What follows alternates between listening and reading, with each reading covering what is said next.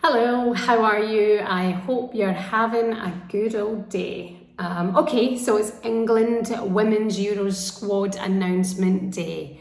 Any surprises? Nah, not really. Cannot say I'm surprised at all. A few decent players in there. I mean, it's an outstanding squad.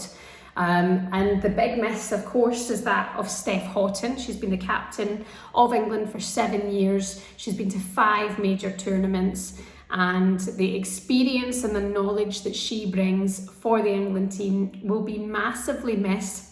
I watched Sarina Wiegman's press conference on Steph Haughton. She's had an Achilles injury, which I've heard is just, in terms of injuries, it's one of those ones where you've got to get through the pain barrier, then you think you've made it, and actually there's maybe another tear in your Achilles, and it's meant to be absolutely rough, as any injury is.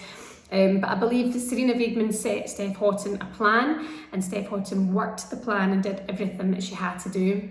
But she's had no minutes this season. She's not been present for Manchester City this season due to a rough injury. And the plan was that she would get herself fit and ready and she would come back into the Euros, but it's not worked out. It's a matter of time, and time that they don't have on their side, because of course the tournament starts in just a few weeks now. I cannot wait, 6th of July.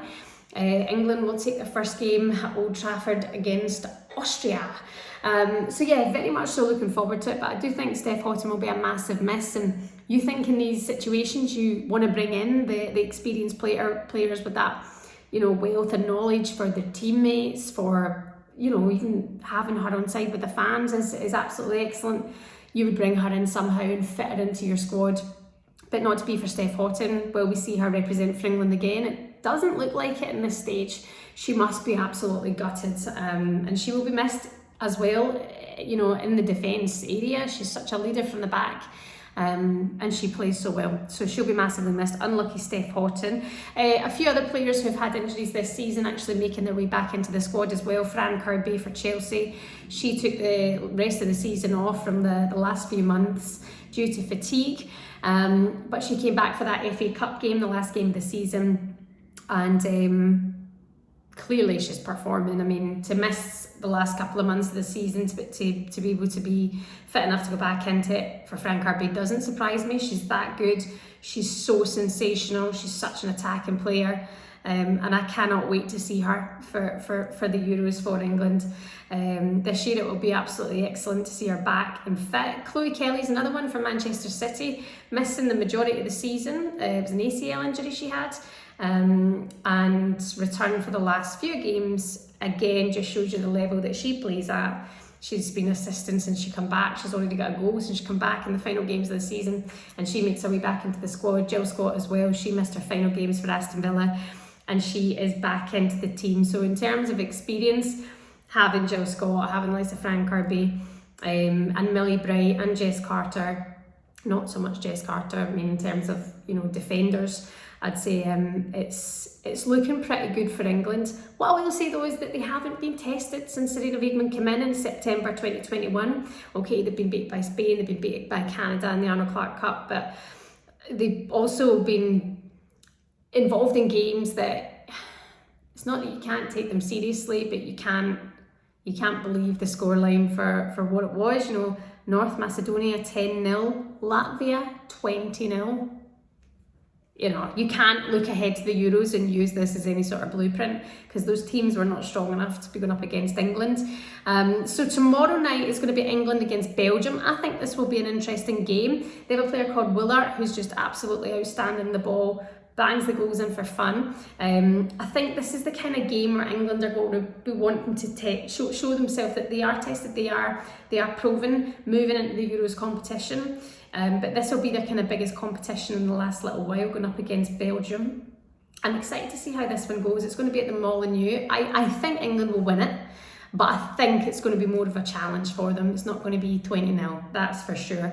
Then it's the Netherlands on the 24th of June. Looking forward to this one. Why? Of course, because we get to see Vivianne Miedema Daniel van de Donk, Jackie Groenen, all back together for the Netherlands side, and they won, of course, the Euros in 2017. Who was their boss at the time? Sarina Wiegman.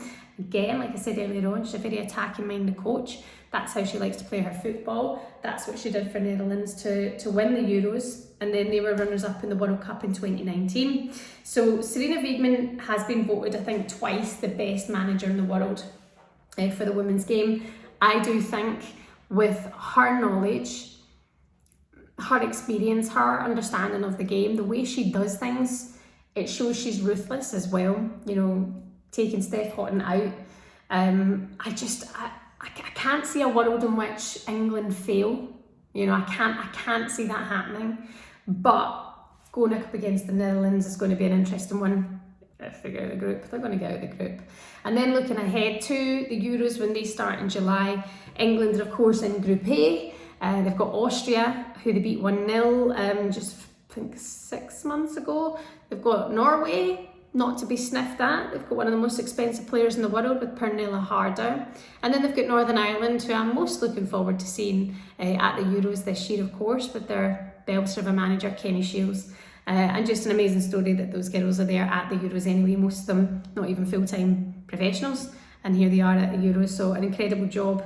England beat them not too long ago, that was 5-0 as well, so Northern Ireland have a job to do. In terms of the group, I would say England are strong. They're strong to obviously come out of that group and dominate. It's the likes of going up against Spain, who have beat them 1-0, going up against Belgium, like I say, who they've got tomorrow, and the Netherlands. That's the exciting one for me. This is the one where we get to see Sarina Wiegman tested as the England manager, and every single England player tested as well. That front line, outstanding stuff. You've got Fran Kirby, you've got Alicia Russo, who I'm a little bit obsessed with. You've got Beth Mead, of course. You've got Nikita Paris in there. I'd like to see a little bit more of her. She's been great for England in the midfield as well. Just a really, really strong side. You can't argue with the job that they might well be doing moving into this competition. But yeah, unlucky for Steph Haughton. 7 years the captain of England and will not be part of this tournament on home soil. She'll be absolutely devastated. Leah Williamson from Arsenal, she steps up. She's a defender in that position. She's going to be leading from the back. She has stepped up for quite some time now. Millie Bright is also in there as second skipper, and Ellen White as well as third. Ellen White, we've not even mentioned her. What incredible talent. Yeah, I'm really looking forward to this. I hope you are as well. Not long to go, the countdown is on, but tomorrow night it'll be England against Belgium, who are ranked 17th by FIFA, and then it's the Netherlands on 24th of June, and then it's Switzerland as well, and then it all kicks off on the 6th of July. I'm going to have all the coverage here, by the way, and do me a favour, subscribe if you want to be my friend. Best of luck to England. As a Scotswoman, I can't say I'm fully hoping that you win, and I don't know if you're good enough just yet. You've still to be tested.